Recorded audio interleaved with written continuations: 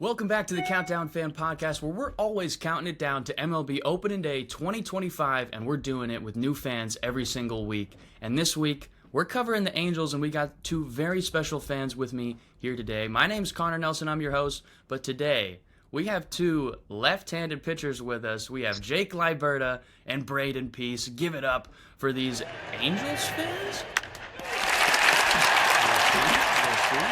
But guys, we are jumping right into the action, and this is a cool dynamic because, I put a little bit of twang on that Angels fans because, Brayden, you're actually our first fan who's joining us who is not a fan of the team we're talking about, but this guy knows ball. We've got a couple of left-handed pitchers on the mound, and I'm excited to get into it. So, guys, Jake, I'm going to start with you. This is how we always start our episodes. I'm going to give you 1 minute to tell me and our viewers why we should or shouldn't listen to your Angels fan opinion. So why don't you give us some background on your Angels fandom? So I've been an Angels fan since I was young. My grandparents, both of the ones that I stayed with actually when I played out in California, those two, they always had partial season tickets growing up. And I would always go out to California during the summer because it was unbearable heat in Arizona. So we'd always catch some Angels games. I was an Angels fan since I like to say the era since like Torrey Hunter and Vladimir Guerrero were on the field. That was kind of like my young era team. But that's kind of a little bit of history about the Angels and how far I go back with them. Anything further than that, probably not. Obviously, I would have been way too young to even understand the game. But so that's kind of, and I think you guys should be able to trust my opinion somewhat because I've been typically year to year I try and watch every Angels game I possibly can, but that doesn't always quite happen with my schedule, but I try to, so. Hey, we all try to, but man, the MLB makes it hard for us with all 162 games. But Brayden, my man, can you tell us a little bit more about where your fandom lies and maybe any Angels history that you have going back? Yeah, definitely. All right, so I'm from Michigan originally, so I met Connor working down in Tennessee, so I'm a Tigers fan. It's been unfortunate for the past couple of years, but, this year, obviously with that playoff run, felt good. It was very rewarding as a fan. Connor knows, we were living in that employee housing, and I was watching damn near like every game, every single day, trying to watch as much Tigers baseball as I could. But yeah, as far as Angels history, back when I was in fourth grade, my dad got his MBA. He did it online out in LA. We went to an Angels game. So I have been to Angels Stadium in Anaheim, beautiful stadium. I believe it was actually Matt Schumacher's big league debut. If you guys are familiar with the Angels former starter, yes. Matt Schumacher. It was against Price on the Rays. He struck out Trout 3 times and Pujols homered twice. So that's what I remember about being at the Angels game. Yeah. But yeah, I think, fans out there, Angels fans, you guys can trust my opinion. I've been through the struggle as a Tigers fan. I get it. Obviously, I think you guys have much worse ownership. Sorry. Maybe not. It's pretty bad on both sides. But yeah, I did some research. I think I have some. If the Angels GM is out there listening, I think he should. I think he should definitely value my opinion for sure. All right. Well, I'm loving it, guys. Yeah, the Tigers and the Angels have shared a lot, but yeah, this year the Tigers were able to get it rolling. And I gotta say, as a guy from Los Angeles, I may have grown up on the bleeding blue side, but man, there's nothing but love for the Angels, man, especially now after having Shohei Ohtani come over to the other side of Los Angeles. But man, yeah, I pulled up this hat. It doesn't fit me anymore. I wish I could put it on, but it is fitted and gross. So we'll leave it over here. But man, yeah, no, I love Angels Stadium. It's so unique, especially when you go to Los Angeles and Dodger Stadium is so symmetrical, such a classic feel that, maybe when you're someone being here all the time, you get a little bit of that Dodger bias, and it's just really nice to go over and see a new team. And obviously growing up, Mike Trout is the guy, still is the guy. I think we're going to see it again this season. So yeah, that's one of the things I'll never forget too. Just he's such like a polarizing individual, and we'll get to that too. As far as what the Angels should do with him and stuff. But yeah, a guy like Trout having the opportunity as fans to watch him for the past 8-10 seasons is he's really a guy for sure. This is definitely his first couple of years. He did something special with baseball. You gotta kind of realize that, like when it came to the outfield being such a such a young guy and taking over that center field role. That center field role is kind of a hard shoe to fill because typically, if you go look at most major league rosters, there's typically a vet in center field. I think that kind of plays a critical role in saying how Trout stepped up to that role and kind of fulfilled that in a sense, because he played it like coming up, basically. Like I think his first year, he might not have. I think he might have played a little bit of right. He played left, I Yeah, think. behind as a Peter rookie. Borges Yeah, was he in played center left. field when he came up. I remember that name. Wow, former Cardinal. Good pull. But who did? Say Peter again? Borges. I remember because Peter Borges was disgusting. Yeah, when I was loved younger, I Peter couldn't say Borges. his last name right. That's why I remember. Yeah, but even then, he was the like, I think at the time, he was the vet compared to Trout, obviously, because then that outfield was historic. That was the one that, if that's correct, it was Trout in left, Peter Borges in center, and it had Cole Calhoun in right. And the only reason I know that was because Cole Calhoun and Mike Trout got signed within the same week or something like that. That's awesome. That's awesome. I'm loving the throwback vibes, guys. But quickly, let's wrap up 2024. Since we just got done with it, we're moving on to the 2025 offseason. But just quickly, 2024 Los Angeles Angels, they finished with a record of 63-99. That's bringing up the rear in the AL West. And as I said, as someone who was born and raised in LA, I think we'll just leave the 2024 Angels at that. They've had a few years like this, and this is one of the unfortunate years where they didn't have Mike Trout on the field to be there to pick him up. And, so Jake, I want to start with you. What's your one sentence headline to kind of wrap up 2024, put it behind us? Let's move on to 2025. See, so I mainly highlighted in for the 2024 season that pitching was our issue. I mean, as every year, I feel like pitching typically kind of holds us back quite a bit, as well as I would say, obviously, Mike Trout on top of that just being injured. I just said that just because it's pitching's an issue, but when you don't have your face of the franchise playing for you, it's kind of hard. Yeah, that is true. And I was thinking along the same lines, just looking at their Fangraphs roster. The pitching is definitely a point of emphasis if I was in that front office speaking to anybody. But Brayden, what is your one sentence headline kind of wrapping up the Angels 2024? Ooh, man.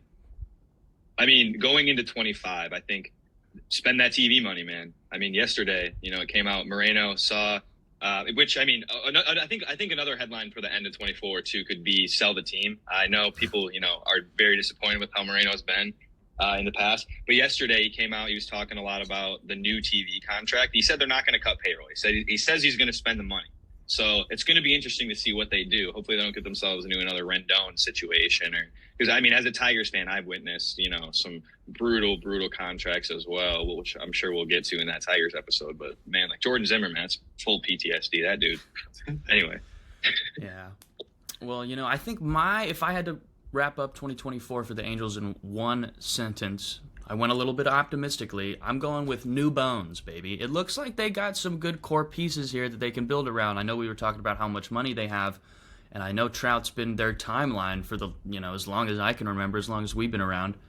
But man, these guys, Logan O'Hoppe, Zach Neto, Nolan Shanuel, I'm loving the bones of these guys. I'm thinking that these three are the new timeline the Angels need to start building around and focusing their tools around. And, the next step's that pitching staff, like we were saying. So, guys, any last thoughts on 2024 before we kind of move it on over into the offseason and what's been happening already? Yeah, I mean, I think it was a good productive year for them. I think that as far as like premium positions, the Angels have I think their best two players by WAR was O'Hoppe behind the dish, and then I think Neto, his WAR was over 5 at short, and he's fairly solid. Like you said, Shanuel, and then they also have Nico Cavadas. He came up at the end of the year, and I think he was a fall league all-star this year, but he's a DH right field first base guy. He's been all right also. But yeah, I think the biggest thing going into the offseason is add bets, add pitching, try to win with Trout. And my big thing too is trying to fill that hole at third base, because it's a hole at third base that we can't fill. Like, we thought that we were going to be able to get Anthony Rendon to be able to be healthy and be his Washington National Anthony Rendon, and he just really like wasn't when he came over. Obviously, as his stats have kind of shown that, and his games played to games not played on the Angels have been quite substantial. Yeah, I mean, our outfield. The thing is like you look in the general area, and our outfield doesn't look terrible on paper. Like they're a pretty decent outfield. When we had Kevin Pillar out there, we had a couple dudes out there this year, and don't forget Mickey Moniak. Mickey Moniak's an absolute dude. But yeah, I would definitely say the young role players on that team right now have definitely got to be Logan O'Hoppe and Zach Neto. Those dudes performed this year. They kind of, when Trout was hurt, they kind of put the Angels a little bit on their back there in that sense. Yeah. So, I mean, that they were kind of key guys. Mm-hmm. Yeah.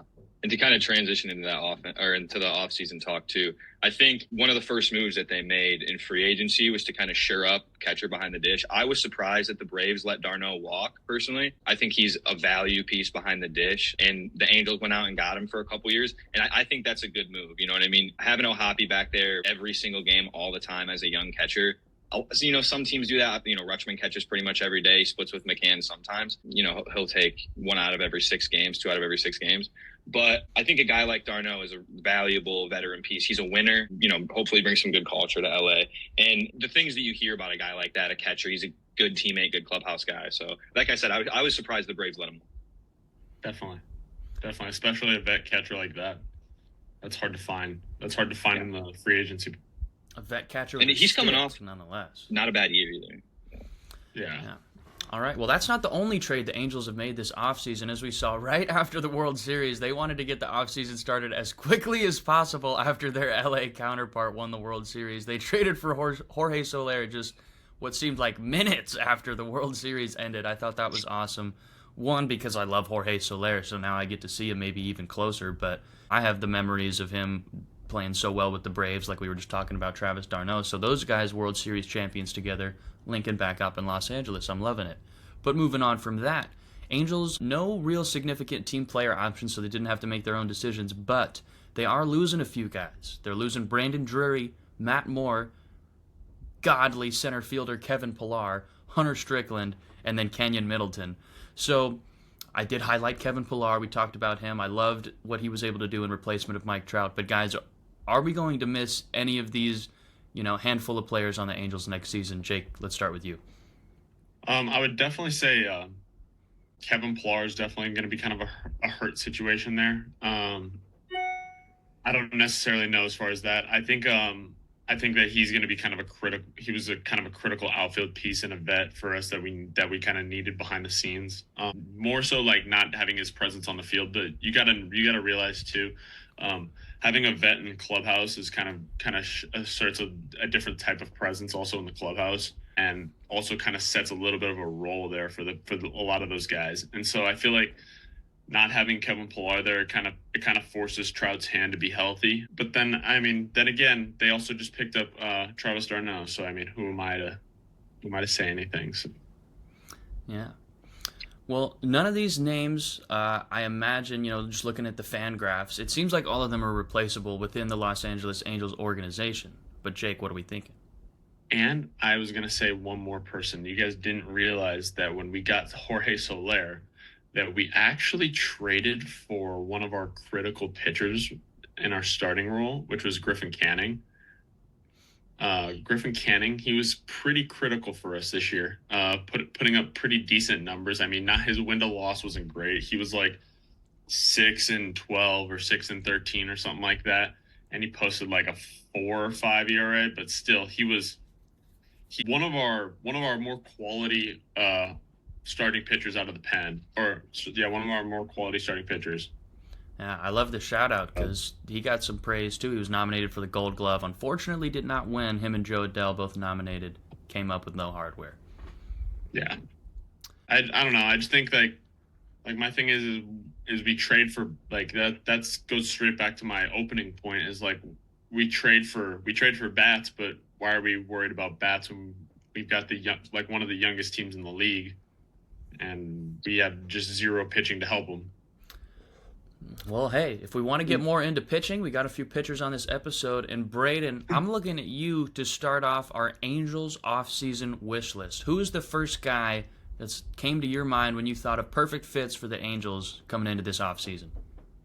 Well, going into the offseason, I thought that they would go after like a Kyle Hendricks, and they did. They signed him at the beginning of November. So I think that was maybe a reason why they were comfortable with moving Canning in exchange for a bat. And I also think that they wanted to capitalize on, he had a strong back half of the year, but Canning was not really good in the first half of the season. His last few starts, he shaped up a little bit, and obviously he was good defensively, and the Angels were not a good team. But I think that he's 28. I think he's under team control for a couple more years, but he's an arm that's a borderline replaceable, right-handed starting pitcher, right? And you go out and get Soler, and I think that's definitely going to be a key pickup for them. They've traded for a couple other or added a couple other small pieces. They added Ryan Noda from Oakland, lefty, bat, first baseman, outfielder, and then they added Scott Kingery from the Phillies, middle infielder. Who could also potentially play third, guy who's been in the league for a number of years now. But as far as a guy who I think they should go out and get, this is kind of a hot take.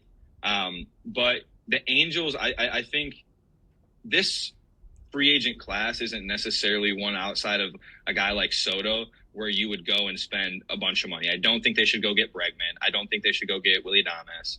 I think that they could go out and maybe pick up a guy like Eloy Jimenez, cheap contract. I think it's low risk, high reward for them. If he ends up playing well, but coming off obviously that really, really tough second half and battling injuries the past couple of years with the White Sox and O's, I think that could be a value piece for them. Outside of that, I mean, losing Pilar to retirement is tough. They'll get Trout back, obviously. It's tough to say. I mean, I think that if you really wanted to go after a guy who, if you're trying to win now and shore up the outfield, Teoscar, he liked his time in LA, but I think he's going to re-sign with the Dodgers. I think he really wants to. But outside of that, bullpen. I think that's going to be key for them too. I think one other thing that I forgot to mention is obviously they got Shohei after he was posted. And a lot of teams are going to be going after Roki Sasaki this offseason because of how cheap he's going to be, because he's not, an unrestricted free agent. His team posted him. So I don't know the exact numbers, but there's a limit to how long the contract can be and how much he can be paid. So teams like the Dodgers or Yankees, who typically can recruit guys by just throwing the most money at them, you have to sell your team more. And I think the Angels benefited from that, definitely, in signing Ohtani. But I think Sasaki wants to go to a competitor. They'll definitely push one. The Angels have always, they've had good international signings in the past. It'll be interesting to see what happens with him. I don't think he'll sign until the very end of the offseason. But the Angels are definitely in the conversation for Sasaki for sure. Do I think they'll get him? Realistically, probably not. But there's definitely, I think there's a lot of teams that are in play that people don't realize just because of the price factor. Yeah.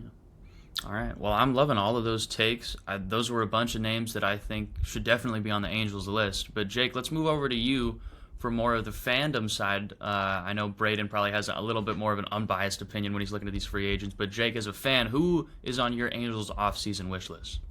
See, when I was creating my my off-season wish list for players, I wasn't really looking at I just wanted to touch base off of that, was with Roki Sasaki. I just think that with Yamamoto and Shohei on that team, they're going to recruit him way too easily over there.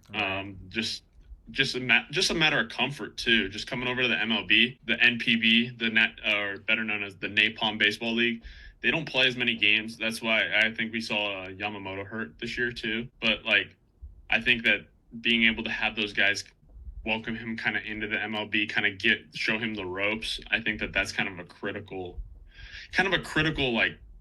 piece to the Dodgers. But my wish list for the Angels went pretty simple. I was wishing that we'd get somebody like Marcus Stroman or a Zach Gallen. Those two are on the free agency right now. Ideally, they're probably going to go for high dollar. So that's the thing. It's kind of not ideal, but it's what we need. A lower end or a cheaper option would be somebody like Eric Fetty. I think Eric Fetty brings a quality arsenal to the table, and I think that he would just be a good arm. I think with that, and talking about the bullpen, like getting rid of Hunter Strickland was not the worst thing because they were I feel like they were taking Ben Joyce's light away a little bit with him being in the bullpen. And I think you kind of got to let that dude shine because that dude's a hard thrower, and he's probably, if not one of our best young guys out of the pen, if not our best guy out of the pen. And I personally, like, ever since Rizal left and ever since we really haven't had like a phenomenal closer. Like Estevez left, once those guys left, I really like, my instant thought is like, okay, like who's going to be the Angels closer? And it was just automatically was like, okay, let's think Ben Joyce is like the Angels closer. And I think that that's the way that they should run it. But I mean, who am I to say anything about that? I would say starting pitching is going to be critical this offseason. I know that I keep harping on that, but you can't win ball games if your team ERA is through the roof. Yeah, it's true. From a whole lot of pitchers on this episode, we know a whole lot about high ERAs and what that can mean to a team and defense and everything. The pitching needs to be protected, and on this team, it doesn't seem like it's protected by much, especially when you're not working with much on the back half of the bullpen. But it is nice to see Ben Joyce there coming in at 24 years old, seeming like he's going to be there for a while. But Brayden, what did you have to wrap up those free agent thoughts? Yeah, I also wouldn't be shocked if the Dodgers don't bring back Flaherty, if the Angels make a big push for him, just because of how much, after he went over there, he's from being from LA, how much, he said, I love playing here. I love the city. I wouldn't be shocked if the Dodgers don't bring him back, if the Angels make a big push at him. I also think that as far as veterans you can get on, 1, 2, 3 year deals. I think Sean Manaea from the Mets, he dropped on his arm slot this year, so he'd be more effective, kind of, similar arm slot to like Sale now, similar release. And he had a huge career year, opted out of his contract. And then I think Severino bounced back nicely this year. He's going into his age 32 season, 1 or 2 year deal, prove it deal. I think that would potentially be a good move for the Angels too, but it's tough to say. I mean, starting pitching, in free agency can be super hit or miss if you're not signing an elite guy. And I don't think that they're in the market for a Corbin Burns or a Max Fried this offseason. I don't think that Moreno wants to commit that type of money to one of these starting pitchers, but we'll see. He said he's committed to spending, which is why I'm excited. And I think Angels fans should be excited for this offseason because it's make or break for Moreno at this point. If he doesn't go and do what he promised the fans he's going to do and, keep the payroll high, spend the money and try to win while you have guys like Mike Trout, who's he's the best player of this generation and you haven't won shit with him. So this is their last shot. I mean, it's like this offseason is huge for the Angels. It's definitely it's make or break for Moreno's reputation in LA too. I mean, people already hate him, but if he's able to, solidify some good free agents this offseason and they have a good year after a 99 loss season, then that could go a long way. But it's going to be interesting. It's going to be an interesting offseason for them. Yeah, I'll agree that Moreno definitely is not seen in the best light in Los Angeles.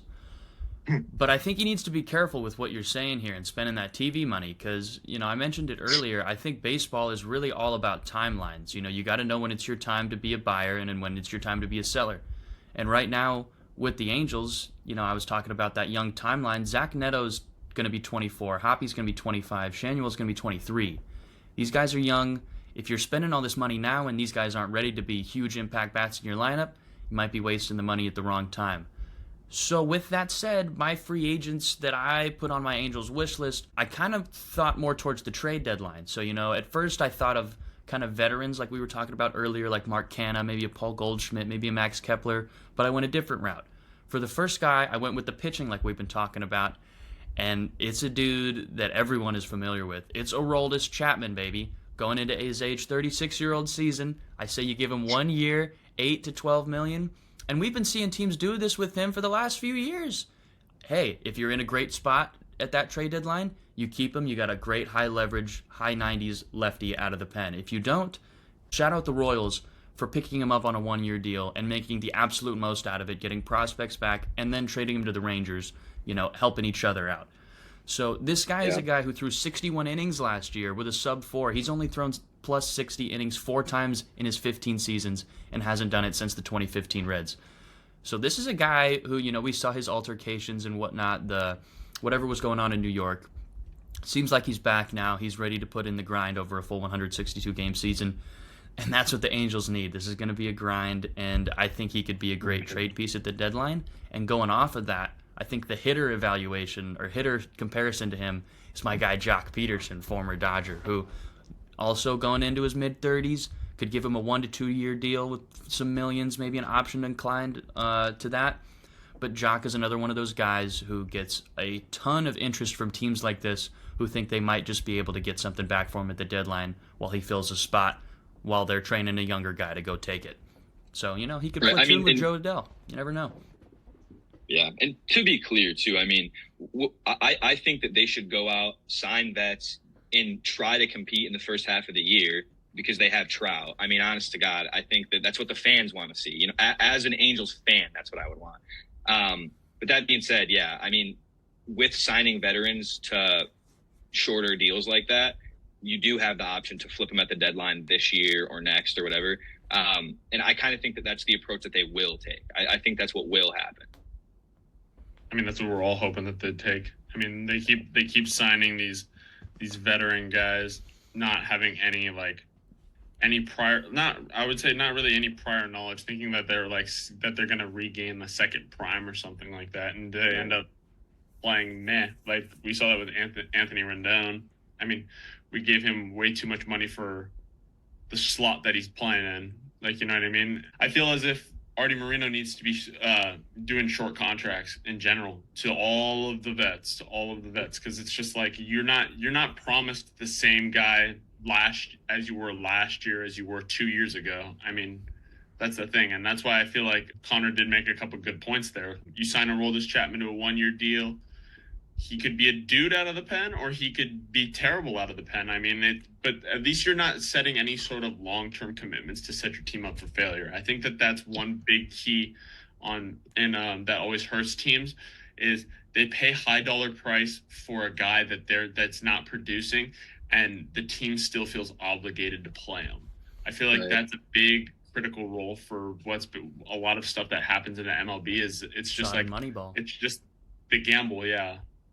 And the issue with the Angels is that they're little brother, you know what I mean? So even though they're in that market where they theoretically could spend a shit ton of money like the Dodgers do and just pay the luxury tax penalty because they don't care. But Moreno has opted not to do that. But when he does sign big free agents, it seems like he's often shooting himself in the foot. You look at a guy like Pujols.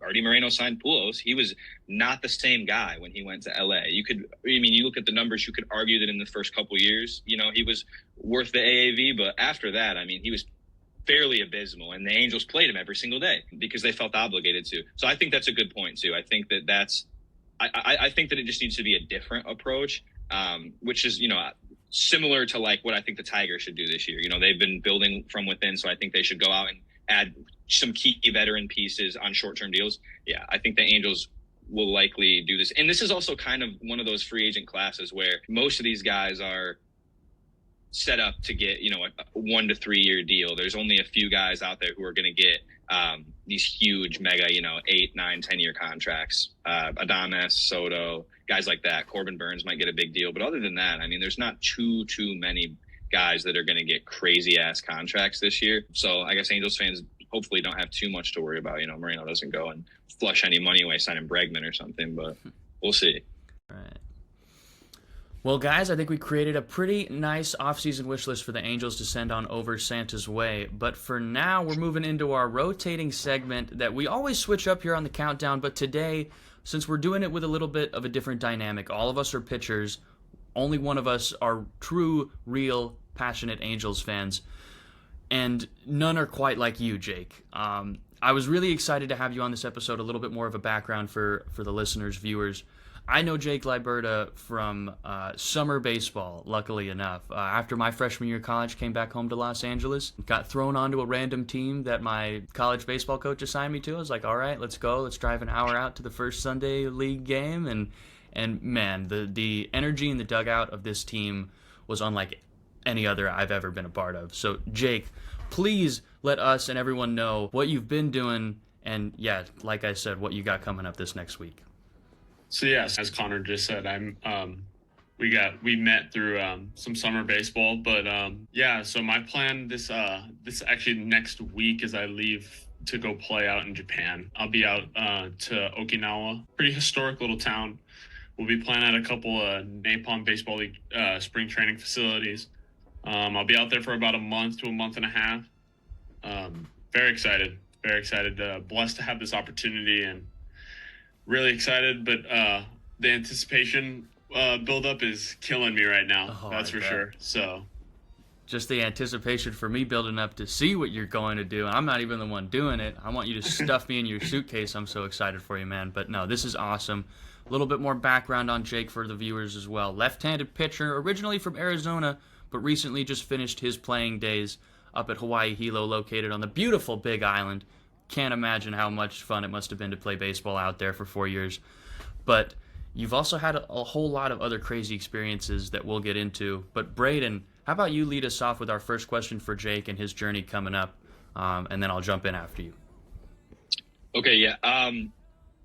I guess from another left-handed pitcher standpoint, what are you most excited about as far as the way that the game is different overseas? Like, have you thought about how differently, you would pitch to a guy lefty versus how you would pitch to a guy in America? Like, is that something that you've discussed with coaches?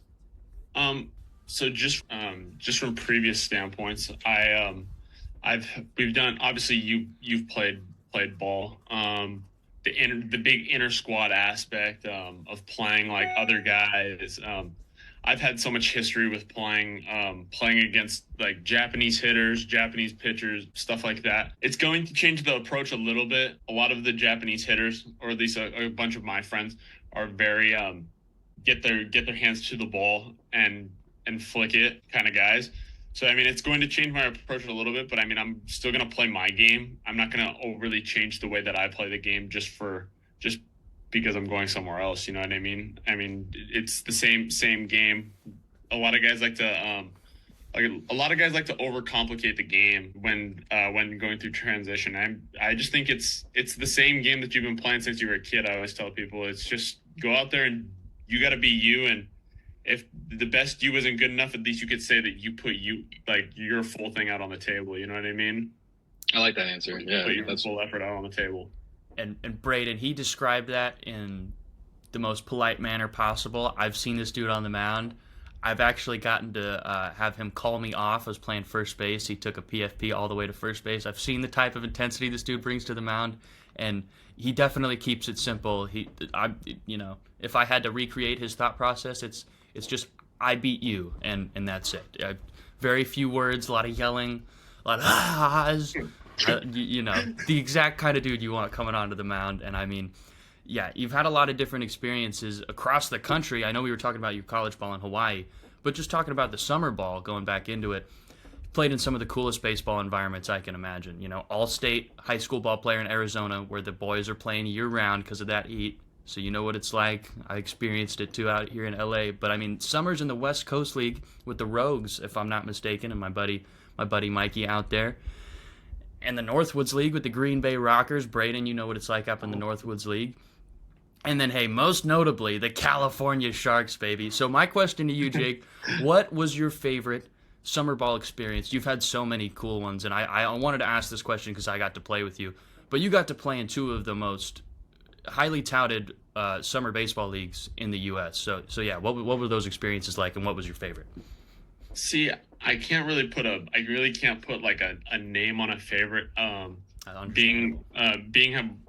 won like the California League with you. That was like obviously a really critical standpoint to my career. I would feel obviously that whole team in general was a pretty good team. It was a dogfight every single day between those guys.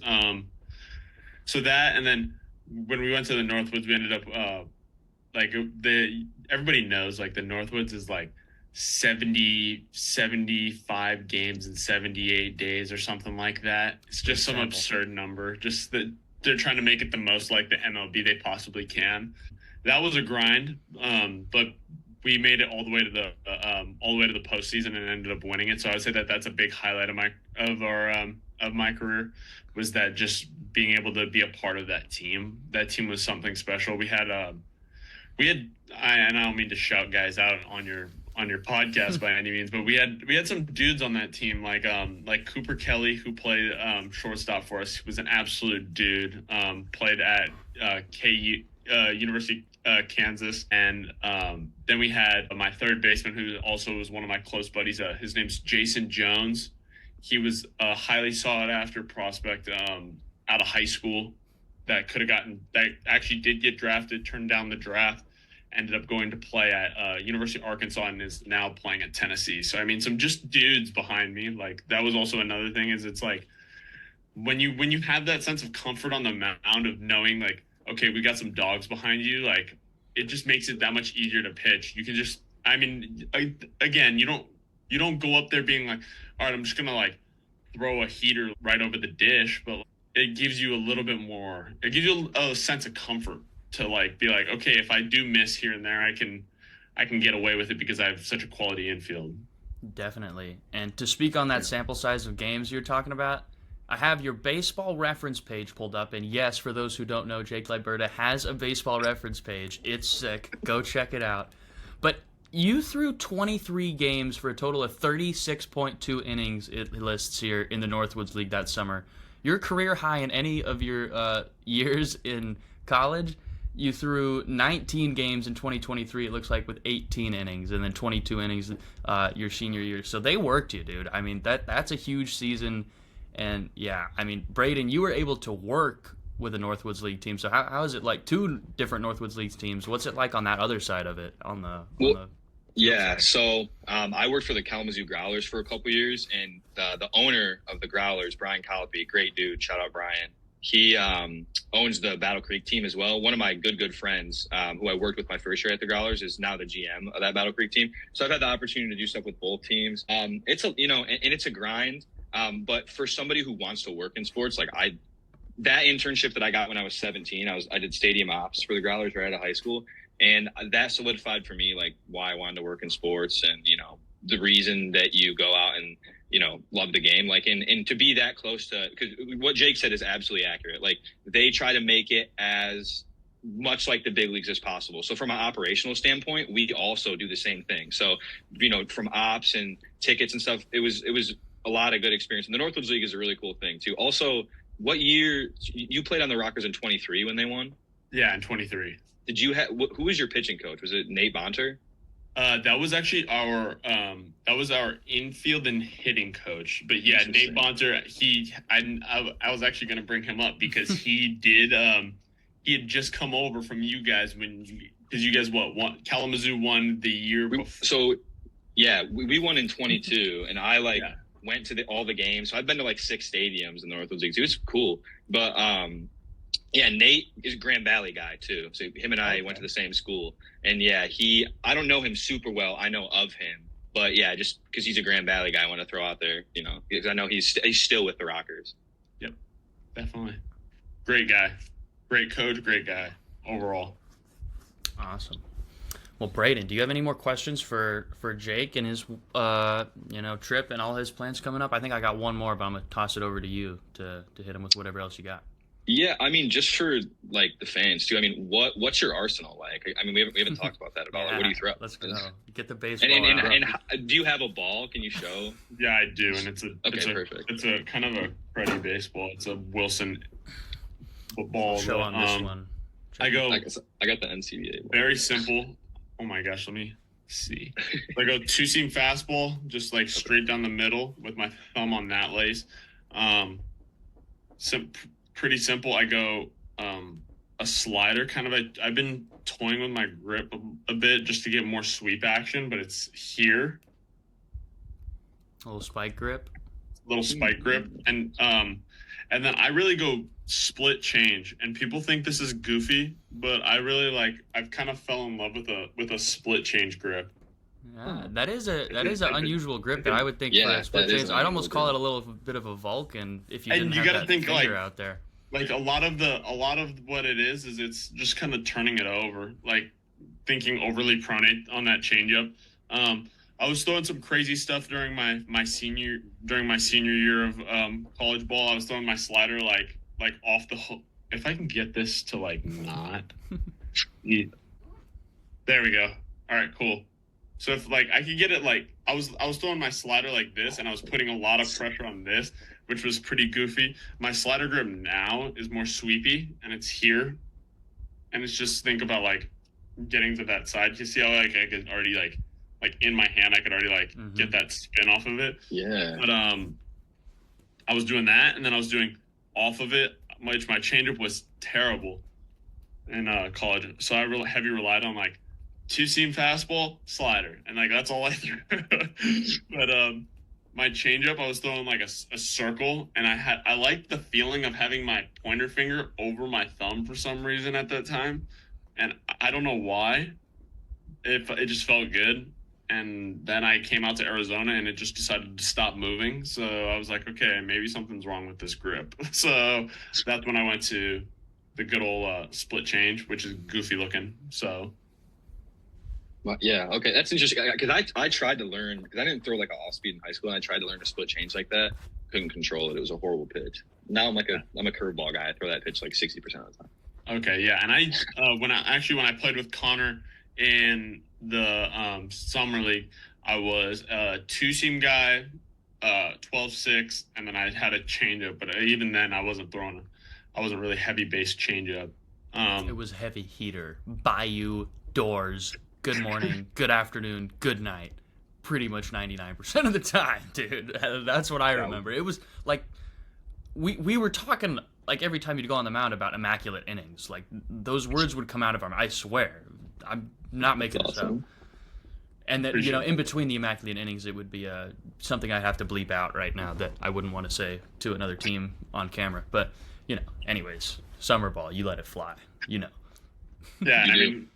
We also had one of my boys behind the dish that I ended up having to play against year after year, Kyle, dude, and that dude always would put up that's why one thing about being out in Hawaii that was tough was like having to change my pitch arsenal due to being able to be like unpredictable when coming against those guys, because it's just like playing Kyle, who was my catcher on Hawaii Pacific University. It was difficult, but I mean. Just kind of some of the little challenges that I had to overcome. I had to face Skylar Agnew this year on Hawaii Pacific. That's hilarious. Yeah, he transferred there too. We got to get more of the Sharks guys back on the pod too. I need to talk to more of these guys. You'd be surprised. Like we had a lot of guys. Like there's a couple of those guys from that team that play on you see Shedlock in the D3 postseason the other year. He was in left field. There's a highlight. I had another buddy playing at a UC who ended up hitting a homer that goes over his head, and you just hear the announcers say Shedlock back, and that one's gone. And it was just probably like, dude, no way, that's the same Shedlock. I gotta text him. This is crazy. But yeah, Cal State San Bernardino's always been a dog too. He was balling when he was playing for San Bernardino, dude. Like that guy's just like. That team, you look at that team, and it was a lot of D2, D3 NAIA guys, but just some dudes that could ball. I mean, besides the Jacob Badawi, who was a D1 guy, but Badawi, we loved that name in the dugout, Brayden. You would have loved it too. But yeah, to wrap up the Sharks though, to bring it back to the Angels, we won our championship on the field of the Los Angeles Angels Single A affiliate. If I could remember their name. It's the Inland Empire 66ers. That's what it is. We got to play our championship on that field. We won it. I remember the most notable thing I did was make a play at first base because, it's funny enough, I'm a pitcher. I don't think either of you guys have seen me off the mound. Maybe Jake saw me in a catch play sesh, same thing with Brayden, but neither of you guys have actually seen me pitch, which is really funny. I just think that's interesting. But guys, I would love to see that. I would love to see that. I'll be getting mic'd up for a Sunday League game real soon. Don't you worry. Please do. YouTube, stay tuned for that, please. That would be quality content right there. Yeah, that's such good content. You have to. And Brayden and I might be getting mic'd up for coaching in December too. I'll have to preview that a little bit more too. That'd be awesome as well. Yeah. But guys, Connor and I, we both coached a bunch, but haven't coached together yet. So. we're hoping that if we get to be able, and it's supposed to be like the elite all Ripken too, like like Futures they weeded series, out baby. some It's of the futures. lower tier players. So it's supposed to be like the best guys from all the. So I'm really excited. Actually, I'm really I think excited too. It's going to be a great week. Yeah. I already know some guys. You guys will have to keep me posted. I'll have to follow you guys on that because that sounds like an awesome time. I'm excited to see you guys coach and see what you guys are doing. So yes, sir. Shout out all Ripken games. We'll have content from that in December for sure. Coming around Christmas time, in case you were needing an extra present, you can just send that link over to a buddy or a friend, family member, anybody you want. But anyways, guys, I've been loving the chatter. I feel like this group could talk for forever, but let's try to wrap it up. Let's bring it back to the Angels. That's where we started. Let's finish there. So, Jake, let's start with you as a fan. This is how I've been kind of closing it out for everybody. I want you to give us one hot take about your Angels that other Angels fans might not like. What do you got for us?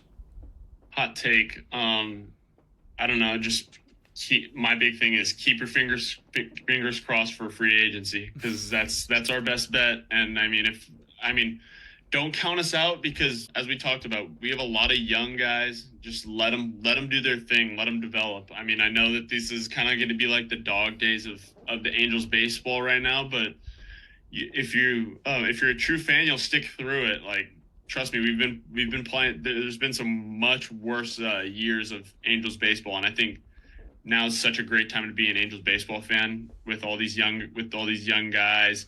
A couple of vets coming in out of free agency. This is just going to be a good mix-up of baseball right here. And if we can just keep, as we said, if we can keep Trout healthy, this could shape up for a good year. This could shape up for a good year coming up here. All right. As a true Angels fan would, couldn't trash them. Had to be optimistic, and you got to respect it for those hometown fans. And if you're a loyal fan, you're a loyal fan. Like you said, if you're a true fan, you're gonna stick with them. But Brayden, as kind of an outside fan, what's your one hot take you think Angels fans maybe might not like? I might not like. My hot take involves. I think they should call up Simo this year to play second base. We worn my Simo shirt. Dang it! I have. We had the Christian Moore opportunity shirt, to be down in Knoxville this summer when Tennessee was on that run. Simo's electric. I think he's probably already ready. He was hitting the shit out of the ball back end of the year last year. And I also think they have a guy, their top prospect, right-handed pitcher, Caden Dana. That kid's going to be ready this year too. 11th round pick out of high school. Dude's a stud, hard thrower, great stuff. And like I said, he's their top prospect. I think he was committed to UK because he graduated high school the same year as I did, I think. But young guy too. So those two guys I think could be key contributors this year as well. But yeah, I think in order to fill that hole at second base, I think that Neto and Simo up the middle for the foreseeable future for the Angels, that's something to be excited about. That could be really fun. I ended up picking up that Simo shirt. We were in Tennessee all summer, Jake, and me and a couple other buddies. Brayden was probably busy that day, but we got to go to the championship parade. And I ended up being suckered into buying a Christian Moore vintage T-shirt. So I will have it. And then it got drafted by the Angels. I'm like, all right, let's go. At least I might be able to wear it in front of him. That would be dope. That would be sick. Yeah. But guys, for my hot take, I think I went a little bit in a different direction than you guys. Not as optimistic, but I felt like we needed to bring it up. Brayden, you kind of touched on it earlier, but mine's going to be about Mike Trout. And my question is, what are we going to say about Mike Trout in 20 years? And my thinking is probably not much more than we're going to say right now, unless he makes a drastic decision and tells the Angels to finally do whatever they want with him and maybe start fielding offers. Look, the owners didn't want to be the people known as the people who traded Shohei Ohtani. That's fine. That's the generational talent there. And you saw what happened. He ended up going just an hour west towards the coast, ends up winning a championship right in front of you, and it's tough because you didn't get anything back for it. So if I'm the Angels, and I'm trying to learn from my past mistakes, man, I know Mike Trout wants to be there, and it's going to be up to him. This is solely a Mike Trout decision, 100%. But if Mike Trout allows the Angels to field offers for him, I think they have to. I think it would be in the best interest of their organization. And I think, learning off from past mistakes, you got to get something back when you know those guys aren't going, they don't fit your timeline. Shohei Ohtani, he wanted to win now, and he went to a team that could help him win now. And the Angels, I think, it's all about the timelines, and they got these young guys, We've been loving it. We've been mentioning them all episode, and they got to focus on that timeline. So that's. I mean, listen, if they want to move him to Philly, he'll go. They have the prospects to do it. I'm talking about Andrew Painter. I'm talking about Carl Crawford's son, Justin Crawford, Rays legend. You know, he's their number 3 prospect. You get 4 or 5 top prospects for Trout. That's a good deal. And that's where he wants to go. You know, imagine him and Bryce in the outfield together. It'd be good for the game. So I that's a hot take too. There you go. Jake, what do you think of I can see that and happening. trading the same I can see it happening as much as I wouldn't want it to happen, because being a true Angels fan, I could just see it happen, because like that was always a kind of like a little background noise for him, and he kind of just like be like, oh, it's not that, but I could see that happening, and I just think that's ridiculous. I don't know. I just think it's ridiculous because it's like his contract is just like, I don't know. He's gonna ask. That's another thing too. Is he's gonna ask for high dollar when he hasn't played a full season and how long too, which it's not a bad thing. He knows his worth, but at the same time, it's like and I was listening to MLB Network the other day. They were saying a dude like that with that big size and just like the muscle that's on the guy, it's hard for him to stay healthy just because of his size. And that's the thing if he stays healthy, he could be the rest of his career could be like historic.